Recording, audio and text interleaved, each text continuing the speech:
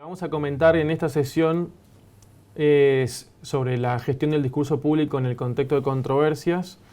Entonces, lo primero que tenemos que pensar en estos temas del contexto de controversias es justamente cómo en los últimos años se ha ido produciendo una serie de cambios sociales y culturales y también tecnológicos que han reconfigurado las conversaciones públicas. Entonces, desde este punto de vista hay, por un lado, una mayor legitimidad para el cuestionamiento público, para la demanda pública, para exponer públicamente los propios valores, y entonces en esta dinámica de exponer los valores se ha ido generando como un recalentamiento de la discusión sobre valores y por lo tanto mayor cantidad de controversias. En este contexto de las controversias lo que sucede es que cada uno de los actores públicos define su identidad, define su posicionamiento y se van sucediendo entonces las conversaciones que van proyectando legitimidad y crédito social entre los distintos participantes, ¿no? ¿Cuál es el problema? Que el cambio tecnológico que en un principio en el análisis parecía que iba a generar la sociedad democrática, donde cada uno a partir del acceso a la tecnología iba a poder participar de la conversación pública, compartiendo sus ideas y generando una especie de ágora del siglo XXI, lo que ha pasado es que la dinámica se parece mucho más a personas con piedras virtuales en su mano, tirándosela a todo lo que no les gusta. Y entonces esto activa un problema de hostilidad actualmente en las redes sociales y donde los discursos más extremos, o podríamos decir los que gritan, tienen a veces más preeminencia que los que generan un debate racional, de posturas moderadas que ayudan al encuentro y al diálogo, ¿no?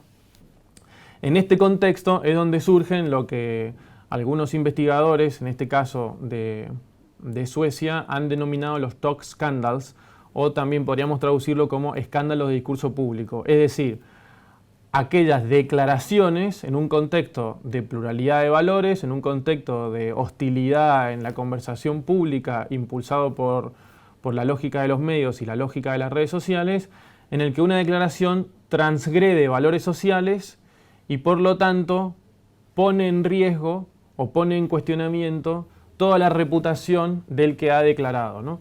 Esto es lo que Ekström y Johansson llaman escándalos de conversación o escándalos de discurso público, ¿no?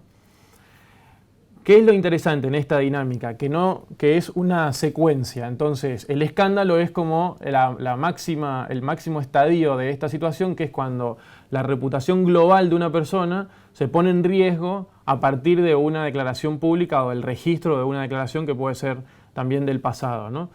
Lo que es más frecuente y cotidiano es que se generen controversias, es decir, un tipo de conversación en la que está en riesgo el crédito o el descrédito social, pero no el posicionamiento o toda la reputación del personaje. Entre medio de estas dos cosas tenemos los conflictos, que siempre tienen como objeto un tema material concreto. Por ejemplo, el típico ejemplo de conflicto es un cuestionamiento sindical en el que alguien va a negociar un aumento del 5%, del 7%. Cuando hay una propuesta específica, el conflicto se soluciona y se acaba. Y la conflictividad, que es como el estadio general previo al escándalo, en el que hay una cuestión de valores, donde un grupo que reclama, por ejemplo, no reclama un aumento del 5%, sino, por ejemplo, la cabeza del jefe de gobierno, del presidente de gobierno, aunque sea poco probable que ese reclamo de hecho se concrete, pero ese es el tipo de tensiones estructurales, podríamos decir, muchas veces con un componente emocional alto que activa la conflictividad. En esta tendencia de evolución, que es del profesor Luciano Elizalde, surge entonces la cuestión de que estos mecanismos de disenso se activan muchas veces históricamente se han estudiado los problemas reales, la corrupción, los escándalos sexuales, los escándalos económicos, pero lo que yo he estado estudiando es que esto también pasa con declaraciones que activan estas dinámicas de controversia y de poner en riesgo la reputación de los que participan en la conversación pública, ¿no?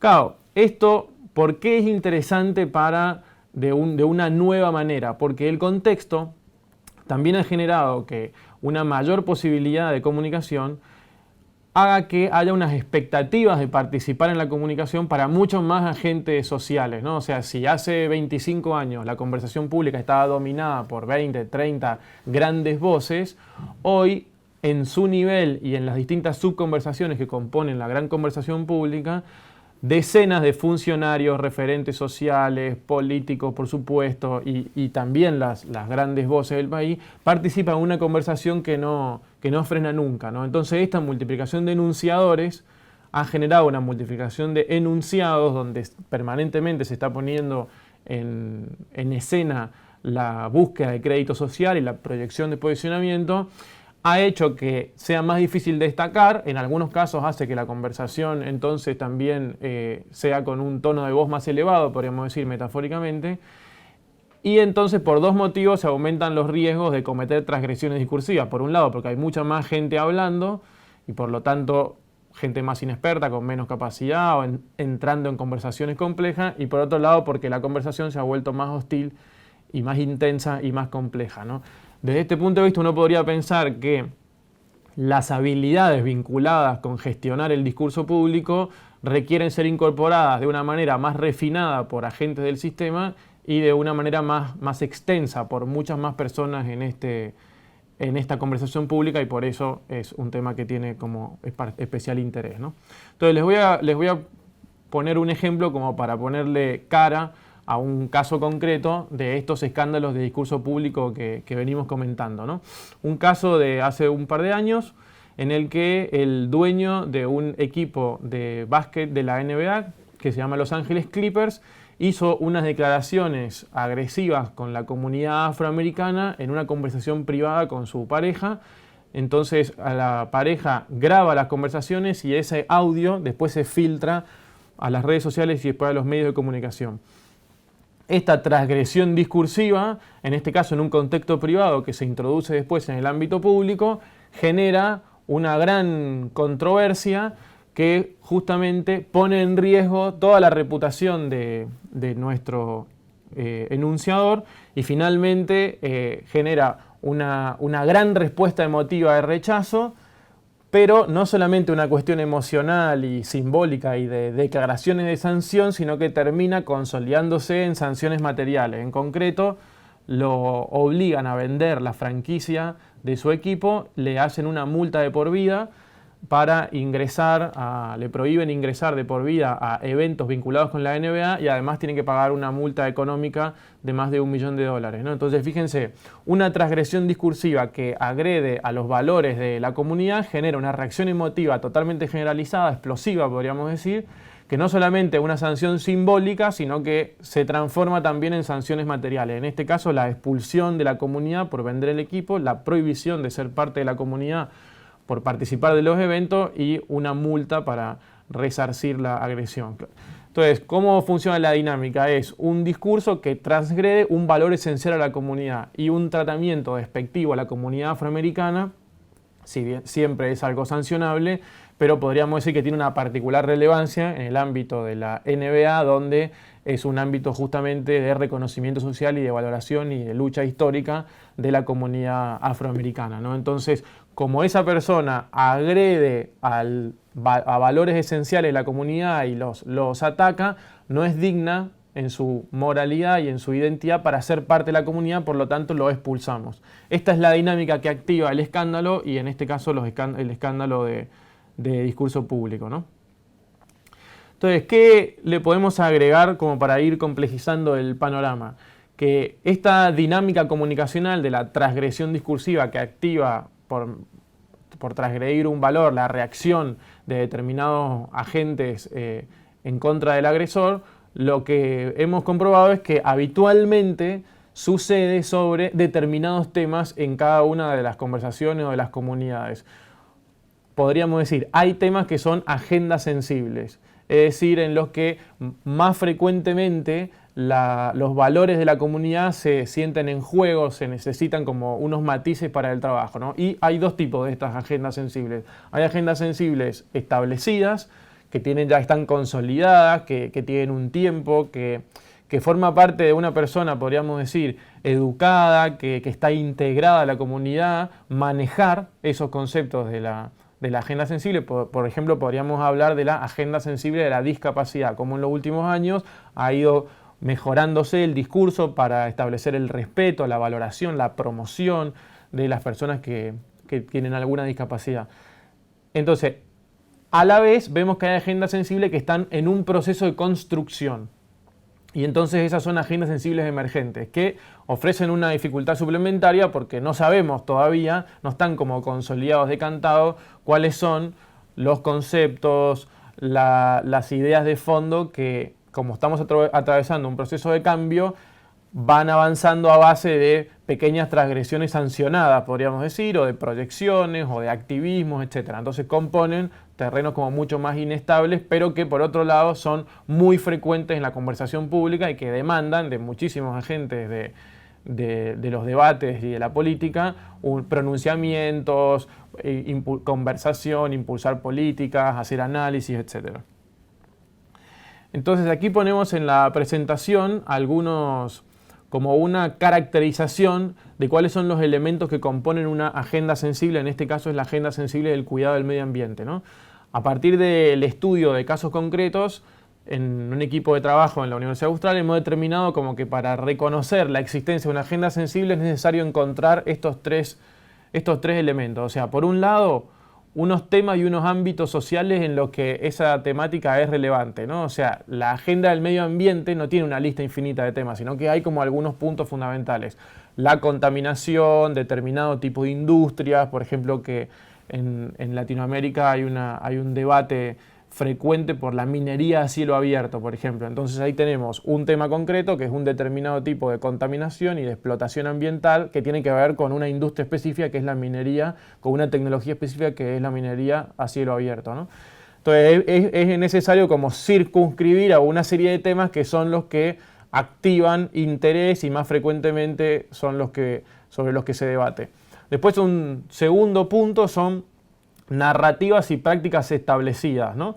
Por ejemplo, en Estados Unidos hay un debate sobre el cambio climático, si existe o si no existe. La agenda sensible del medio ambiente acepta la existencia del cambio climático como un problema actual de la sociedad, comprobado, y hay una serie de refuerzos académicos, científicos, de referentes sociales, institucionales, etc. Entonces estas teorías aceptadas a veces tienen que ver con conceptos científicos que se popularizan o que se institucionalizan, a veces tienen que ver con regulación sobre los temas, entonces ahí se establecen como algunos conceptos clave que expresan justamente las características y la semántica de esa agenda y también expresan, por ejemplo, en prácticas culturales, en las comunidades en las que la separación de residuos, por ejemplo, está establecida como práctica, se vincula con la agenda del cuidado del medio ambiente de una manera más directa que en otros lugares donde todavía las prácticas son de otra manera, etc. Y después el tercer elemento que también es muy importante son los públicos activistas, que esto no quiere decir que particularmente sean grupos activistas, sino que ante unos determinados temas que afectan unos determinados ámbitos sociales con una serie de conceptos y de prácticas, cuando hay una transgresión, hay algún agente social que reacciona criticando al transgresor o marcando que existió la transgresión. Entonces esto puede ser, normalmente en las agendas emergentes son activistas sociales que están empujando la agenda y en las agendas establecidas muchas veces son las instituciones públicas que ya van haciendo como un monitoreo de que se vivan los principios y los valores establecidos en esas agendas. Entonces, para ver los casos concretos en el ejemplo de la agenda del medio ambiente tenemos temas y ámbitos sociales, por ejemplo, determinadas industrias, la naturaleza como lugar social, los riesgos que se asocian, algunos temas, unos ejemplos, la gestión de residuos, los agroquímicos, la minería, etc. Asociaciones o grupos que impulsan activistas estas agendas, por ejemplo, WWF o Greenpeace, como los más emblemáticos, ¿no? Y después algunos conceptos que están asociados, narrativas, que son explicaciones generalizadas que se aceptan como válidas, aunque después muchas veces tienen una complejidad técnica que el discurso social tiene dificultades para asumir. Por ejemplo, global warming, especies en extinción, cuál es la lista que tenemos en cada lugar y por lo tanto una defensa especial de unos determinados animales que en un lugar sí y en otro no, quién gestiona esa lista, cuándo esa lista está establecida. la contaminación, que es una cosa muy compleja desde el punto de vista técnico, pero que desde el punto de vista social se describe, se identifica con algunas imágenes, con algunos hitos. Aquí se contaminó, aquí esto es impacto ambiental. Bueno, esta es la dinámica de las agendas sensibles.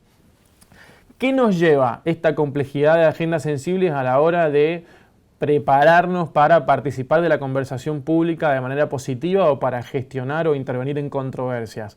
Que como se deriva de lo que estamos comentando, esta complejidad de activismos, temas, ámbitos a los que esos temas afectan y narrativa y prácticas establecidas le agregan como capas de complejidad a la discusión pública. Entonces requiere, en una primera instancia, una mayor inteligencia de contexto, dice Anne Gregory, que es una investigadora británica, ¿no? Es necesario invertir más recursos en conocer estas conversaciones intensas, estas zonas semánticas de riesgo, para tener como el mapa y poder recorrer por las calles de ese mapa para llegar a donde uno quiere ir, podríamos decir. Entonces, esto se puede aplicar con distintas metodologías, pero fundamentalmente hay que invertir más recursos, más tiempo y más energía intelectual en hacerse cargo del contexto para poder desde ahí producir un discurso que realmente sea escuchado como el posicionamiento que uno quiere proyectar, ¿no? Y para entender cuáles son las reglas de esa conversación.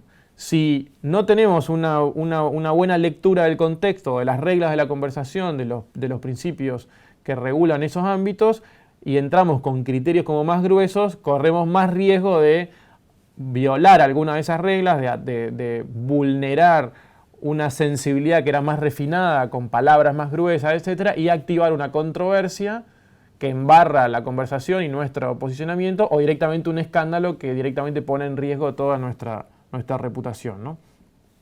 Entonces, un ejemplo de agenda sensible emergente que estamos estudiando en América Latina es la agenda sensible del bienestar animal.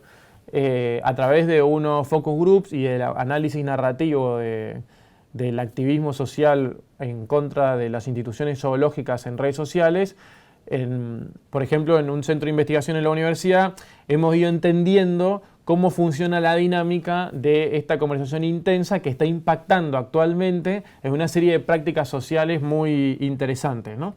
Entonces, por ejemplo, temas y ámbitos que afecta, bueno, el cuidado de los animales desde el punto de vista general y los zoológicos en la actualidad del debate, ¿no? Pero proyectado hacia adelante puede afectar a determinadas industrias vinculadas con los alimentos o con otras cosas de producción o de los medicamentos también por los vinculados con la investigación, de la moda, etc., ¿no?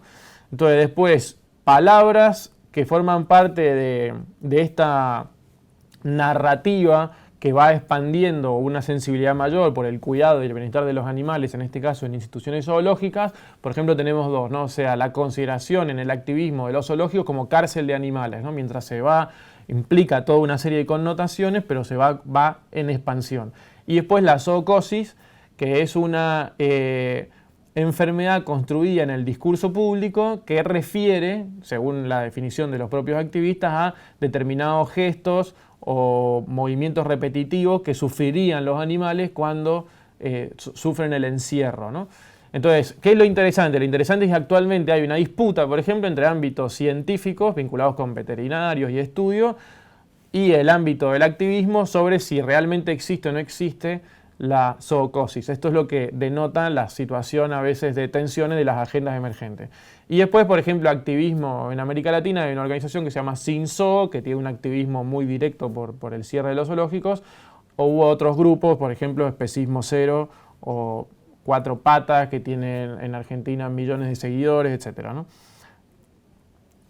Entonces, si nos paramos frente a un modelo de trabajo y de gestión del discurso público, podríamos tener que considerar como tres elementos, ¿no? En primer lugar, el discurso, que son evidentemente las palabras y los textos que se producen. Después tenemos que tener en cuenta la situación de comunicación, que desde el punto de vista remoto es el contexto en el que nos estamos moviendo, y el punto de vista próximo es el marco concreto de la conversación, por ejemplo, una entrevista de televisión, una participación en redes sociales, una conversación privada, una clase, una conferencia, un congreso, que le pone como una regla específica a cada una de las enunciaciones, y después la legitimidad del enunciador, ¿no? Que vendría siendo cuál es la posición en el campo, reconocida por los públicos para declarar determinadas cosas. Entonces, es más o menos interesante ver que el posicionamiento, por ejemplo, político-ideológico de determinadas personas hace que tengan mayor espacio para referirse a unos temas o digamos, disolver en su posicionamiento algún error que pueden cometer, y otros que por el posicionamiento distinto que tienen, como son más sospechosos de transgresión o tienen como menos margen para moverse, pagan quizá el mismo error de manera más cara, ¿no? Entonces, la legitimidad del enunciador. Toda esta dinámica funciona con el concepto de frame, que en la teoría de la comunicación quizás es uno de los conceptos más famosos. Aquí vamos a tomar como referencia el concepto de frame que presenta George Lakoff para los debates, ¿no? Entonces, en el fondo, cada una de las conversaciones públicas se pueden interpretar como son situaciones complejas de distinta manera y construir un marco de interpretación. Esos marcos de interpretación no quiere decir que se desmientan mutuamente, sino que como son situaciones complejas pueden convivir con verdad distintos marcos de definición de la realidad, pero siempre de alguna manera enfatizan y privilegian algunos aspectos y algunas posturas. Entonces, un ejemplo fácil podríamos verlo con una de las marchas que hace unos años se produjeron en Argentina en oposición al gobierno kirchnerista, y entonces los diferentes agentes del sistema social califican, enmarcan este evento de diferente manera. Entonces, lo que en ese momento era la oposición dice fue la marcha más grande de la historia, ¿no? Está tratando de proyectar y de absolutizar el conflicto para el gobierno. Lo que en ese momento era el oficialismo responden de manera con una retórica fuerte, tocan la cacerola para ir a Miami. ¿Esto qué quiere decir? No está reclamando la sociedad, sino está reclamando un sector de la sociedad, en este caso bastante pudiente, que está perdiendo privilegios, y entonces se quejan porque ya no pueden irse de vacaciones porque estamos distribuyendo, ¿no? Entonces, estos marcos de oposición son interesantes. Pero en ese momento había un tercero, que era como un oficialismo reformista, que no podía defender a full toda la dinámica de la que impulsaba en ese momento el gobierno, sino que tenía que aceptar, podríamos decir, los reclamos sociales. Y entonces el marco que proyecta es: debemos cumplir con las nuevas demandas, ¿no? O sea, hay que escuchar a esta sensibilidad, y si hay demandas nuevas, la actitud responsable es escucharla y producir una respuesta frente a eso. Entonces, frente a un mismo suceso, se activan tres marcos, y podríamos decir el marco que predomina es el que lidera la conversación y distribuye el crédito social, ¿no? Ganando frente a unos públicos, otros bajando, dependiendo cuál de esos tres marcos, podríamos decir, termina prevaleciendo en la conversación pública, los diferentes enunciadores de los marcos ganarían o perderían crédito. En la conversación sobre temas complejos como las agendas sensibles, lo que nos encontramos es una dinámica que algunos autores de movimientos sociales han llamado master frames. Es decir, cómo conseguimos trabajar en la expansión de marcos, no simplemente por repetirlo más veces, sino por trabajar en los elementos de su composición, que es lo que podríamos decir lo que hace que exista una agenda emergente, ¿no? Que está como en expansión, porque va logrando incluir dentro de su marco más cosas, más elementos, y por eso va convenciendo, va expandiéndose, ¿no? Entonces, la literatura sobre movimientos sociales y sobre master frame reconoce como estos cuatro niveles que están presentados en el gráfico, ¿no? O sea, en primer lugar, unos valores y unas creencias generales que son como los principios de trasfondo que hay detrás de cada uno de los valores, ¿no? Y en el último lugar, en el más concreto, serían como los eventos, una marcha, unos carteles, una campaña que determinadas asociaciones o grupos pueden apoyar o promover, ¿no?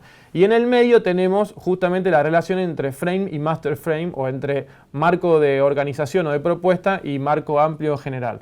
Entonces, en los marcos de organización podríamos tener en algunos casos el marco, los ambientalistas, los antiespecistas y los veganos, como personas que tienen un marco propio y una agenda propia, y que a la vez todos se componen o todos forman parte del master frame del bienestar animal, cada uno desde su lugar, no son equivalentes entre sí, cada uno tiene su propia agenda, pero a la vez se funden en esa agenda mayor. Mientras se mantengan juntos por el objetivo común de impulsar el bienestar animal, posiblemente la agenda esté en expansión.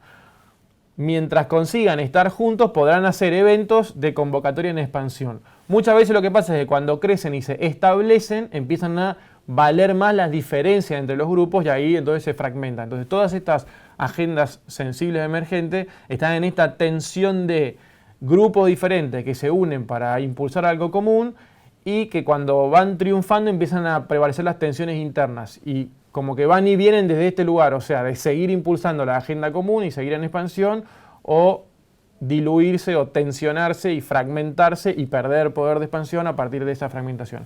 Cuando uno quiere participar de estas conversaciones y no es capaz de entender que detrás de una agenda que parece toda unificada, en realidad hay grupos que tienen intereses particulares dentro de ese marco, que tienen un vocabulario propio, que tienen como distintos niveles, claro, si no hacemos capaces de asumir toda esta complejidad, es muy fácil que en la participación que determinada gente, un político, un referente social, un artista, por ejemplo, pronuncie sobre estos temas, puede ser que queriendo sumarse al marco general entre en tensiones o rivalidad con alguno de los marcos específicos o apoyando un marco específico no termine de hacerse cargo de lo que significa desde el punto de vista del marco general. Bueno, entonces esas distintas tensiones y opciones, yo quería detenerme un poco en esto porque muestra como los desafíos que tienen la inteligencia de contexto y las herramientas conceptuales que hay para manejar de manera como más minuciosa si uno quiere proyectar un discurso público sostenible, ¿no? Por ejemplo, el nacimiento del movimiento Ni Una Menos en Argentina, el 3 de junio del año 2015, lo que generó fue que muchos grupos de marcos de grupo vinculados de alguna manera con la promoción de la mujer se unieran en un nuevo master frame denominado Ni Una Menos, que generó justamente la posibilidad de que personas que antes rivalizaban o tensionaban sobre distintos temas en la agenda pública, confluyeran en un único proyecto en promoción de la dignidad de la mujer y en lucha contra los femicidios o los asesinatos de mujeres cualificados por género, ¿no?